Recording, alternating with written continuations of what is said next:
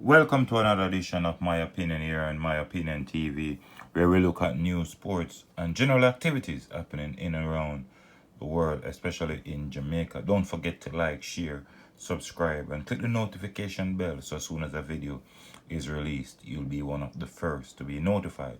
Now, this is a follow-up story as it relates to the two sisters who were killed last Thursday in the community of African Gardens in Augustown, and the police are reporting that they're in pursuit of two men who actually carried out the killing of two sisters, 31-year-old Shauna K. Hunter, aka Tiffany, and 23-year-old Renee Martel, otherwise called Tassie. They were shot meters from their gates in the community last Thursday. Now, the police sources, well, I'm reading from the Jamaica Observer. It says, according to the Observer sources, days after September 3 general election, the two sisters were sitting outside their gate when a political argument developed with a man who operates a stall in the community, which is directly across from the main entrance of the University Hospital of the West Indies. The sources say the argument became increasingly bitter until the man pulled a knife and advanced threateningly towards Martel. At that point, her sister intervened, and according to the Observer source, the two sisters then beat him properly in front of him, woman who was allegedly the one pushing the argument. The source said the man, who has links to known thugs, vowed revenge as he left the scene. So it is believed that Thursday afternoon incident with the sisters and their friends celebrated Martel's birthday is connected to that threat. According to police investigators, about 2:15 Thursday afternoon, men drove to the scene on two motorbikes, and a pillion riders quickly jumped off and ordered the people not to move.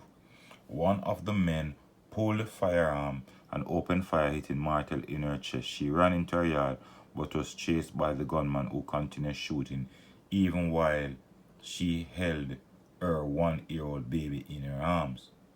While the gunman was targeting Martel, the other one chased her sister Hunter into nearby lane, firing repeatedly until she fell on the road with multiple gunshot wounds. Now, looking at this entire situation, why have we gone into a situation where we can't discuss our political views without getting boisterous, without getting violent? I don't know which party these young ladies support. I don't know the nature of the political argument. But if it was a political argument, we all have to reach a point in our lives where we agree to disagree. We disagree to agree. We can't be forcing our opinion on someone else. Everybody has a right to their own opinion. Everybody has their own feelings. Everybody has their own thought. And everybody believe which side is better for them.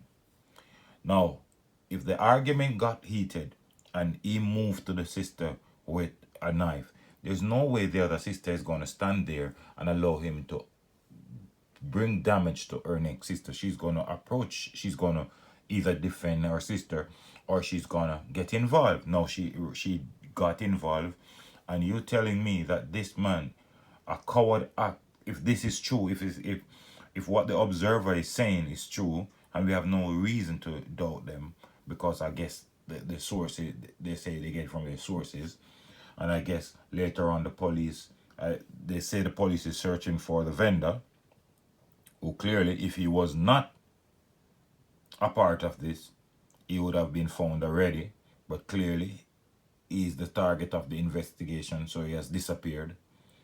But it must reach the point where you are free to discuss your political views without being intimidated or being pounced upon violently. Now, if he approaches sisters and they defend themselves, what coward act is this of a man, right? for them and you to have an issue and then you order their killing, there could have been ways to rectify this situation without resorting to violence. And how heartless are these criminals to take the life of the lady? She died with her 1-year-old baby in her hand.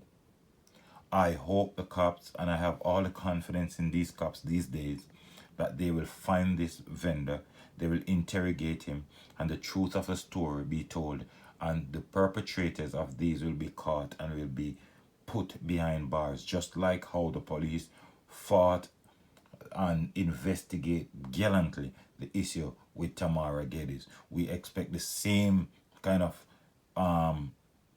procedure from the police.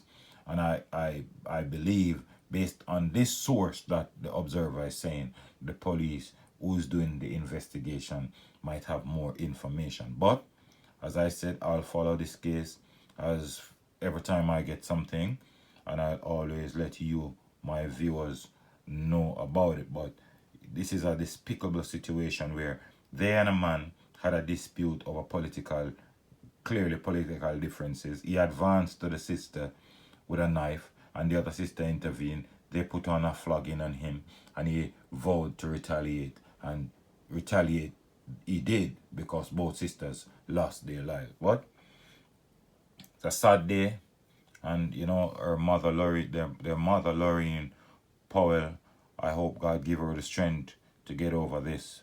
But you can let me know what you think in the comment section. Leave a comment down there, and don't forget to like, share, and subscribe. And always remember, be good, be careful, and always look out for a neighbor.